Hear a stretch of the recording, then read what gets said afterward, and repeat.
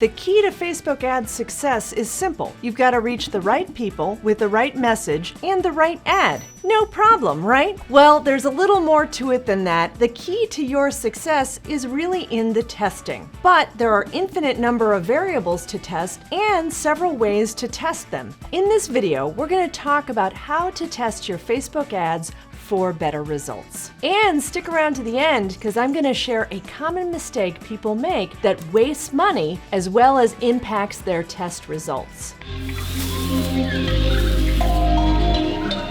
Let's talk about how to limit your variables. The most impactful variable that you can test is your audience. Once you determine the audiences that respond best to your ads, then you can move on to testing other things. I suggest creating 3 to 5 different audiences at the ad set level and having the exact same ad with the same image and same text underneath each ad set, so the only variable is the audiences. At the end of your test period, you should have the best 1 or 2 audiences that have given you the best results. The next variable I recommend testing is the image. So now you're going to take those 1 or 2 best performing audiences and try a different image underneath each one to see how that performs. And lastly, if you have the budget and the time, you can test the text and the headline of your ad. Now, before we get into the full walkthrough, I want to talk a minute about budgeting. In order to set up a proper split test, you need to have your budget set up at the ad set level, not campaign budget optimization.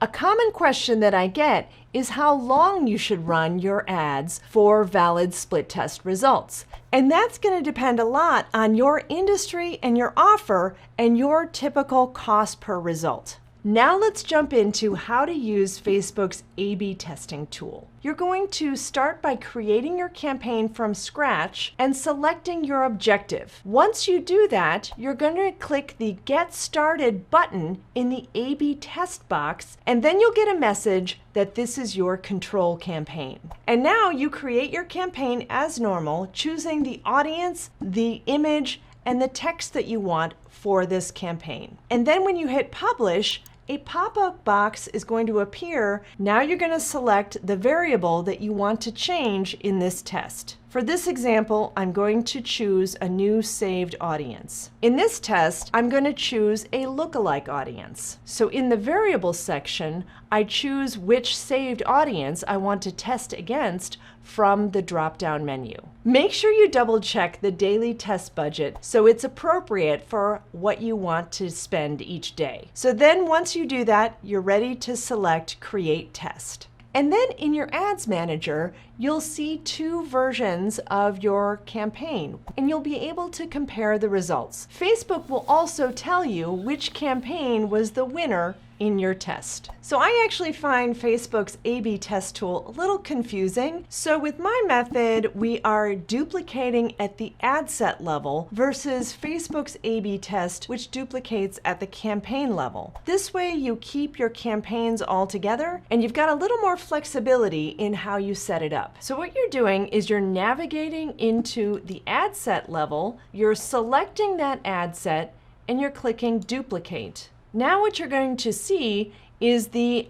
ad set that is new and also the original ad set. Now you'll want to change the variable that you want to test against. So in this example, I'm going to select the lookalike audience that I want to test against.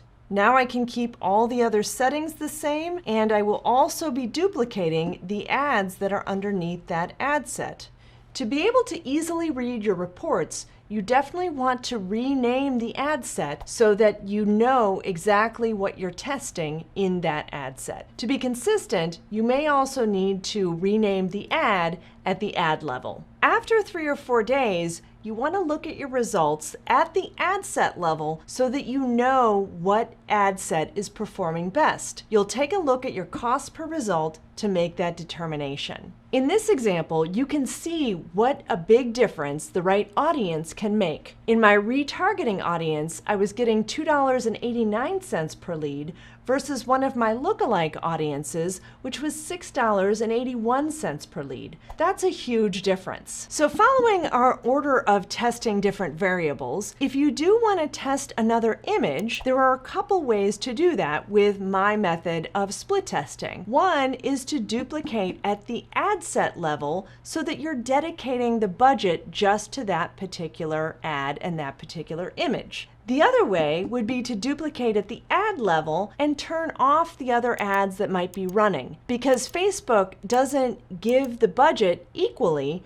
to the ads that are underneath each ad set. Once you find the best audiences and ads, you want to keep the best ads running and turn off the underperformers. One of the big ways that people waste money is by using the all placements section in the ad set level. Facebook by default has all the placements selected, and that is actually also increasing the number of variables you are putting into your test. Many people don't even mean to be advertising on Instagram, but by default, Instagram is selected when you create a Facebook ad. To find the placements area, go into the ad set level, scroll down past the budgeting, past the audience, and then you'll see placements.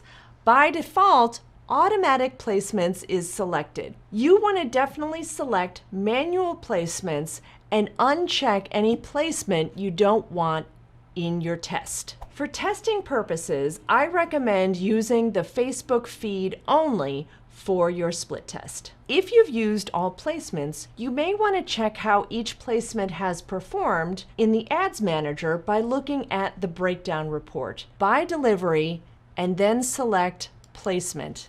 Facebook will now show you how each placement has performed and how much you've spent on each placement. In this example, you can see how the Instagram placement costs me a lot more than the Facebook feed. So in the future, I may turn off the Instagram placement for this type of ad. To go a little bit further with testing and scaling your ads, watch this video. And for more Facebook ad goodness, check out this playlist.